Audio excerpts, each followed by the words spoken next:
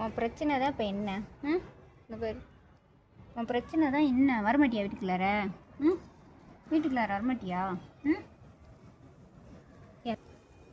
வீட்டுக்குள்ளார வரமாட்டாரான். ஒவ்வொரு செடிக்காக தாவிக்கிட்டு இருக்காரு. எதுக்குன்னு தான் தெரியல. உச்சா போகணுன்னா அவங்க மண் வேற மண் புல்லு சாப்பிட்றான். ஏண்டா வயிறு வலிக்குதா? புல்லாக தேடி தின்னுக்கிட்டு இருக்காரு. அதனால தான் இந்த செடிங்களில் இருக்க புல்லையெல்லாம் பிடுங்கியே போட மாட்டோம். நீங்கள் சாப்பிட்றாங்கல்ல, அங்கே பாருங்க கரிசலாங்கண்ணி, துளசி எல்லாம் கொலாபரேஷனில் வருது. கருவேப்பிலை செடியில் வச்சா அந்த விதை பட்டு பட்டு இதுக்கு வருது. பரண்டை இவர் சொல்கிறாராம். பரண்டை செடி.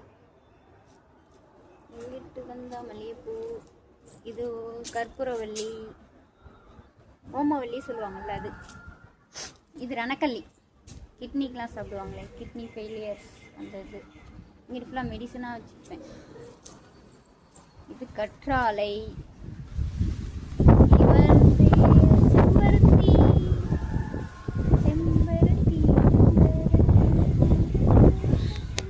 இப்படியே இப்படி வந்தால் இவன் எங்கள் முல்லை செடி. முல்லை பந்தல்லாம் நான் கட்டி வச்சிருக்கேன். ஏன்னா ரொம்ப துணி காய போடுற கொடியெல்லாம் வந்துட்டு அதை டிஸ்டர்ப் பண்ணுற மாதிரி இருக்கா. அதனால் பாருங்க எப்படி இருக்காங்க. அப்படியே எங்கள் மாடி தங்கச்சி மாடிக்கு ஏறுது. அப்படியே ஏறி போகிறாங்க. அப்படியே ட்ராவல் பண்ணுறாங்க. சரி அப்படியே ட்ராவல் பண்ணட்டும்.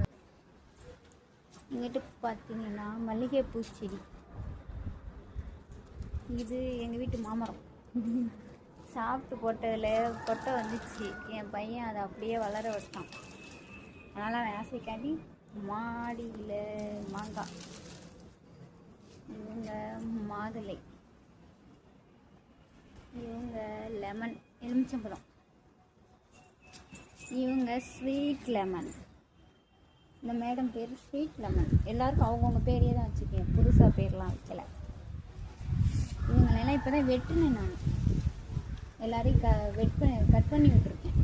மழை பெய்யுதுல்ல, மழை பெஞ்சால் புதுசாக துளிர் விடும். அதனால் எல்லாத்துலேயும் இப்போ தான் வெட்டி விட்டுருக்கேன். எங்கள் வீட்டு கார்டன் எப்படி இருக்குது? நல்லா இருக்கா? இதுதான் நான் வளர்க்குற கார்டன். எங்கே கடைக்கு போகிறனால இவங்களை ஒழுங்காக பராமரிக்கவே முடியல. அப்படியே கிடக்கு. டைம் கிடைக்கிறப்பெல்லாம் வந்துட்டு பார்த்துக்குவேன். செடி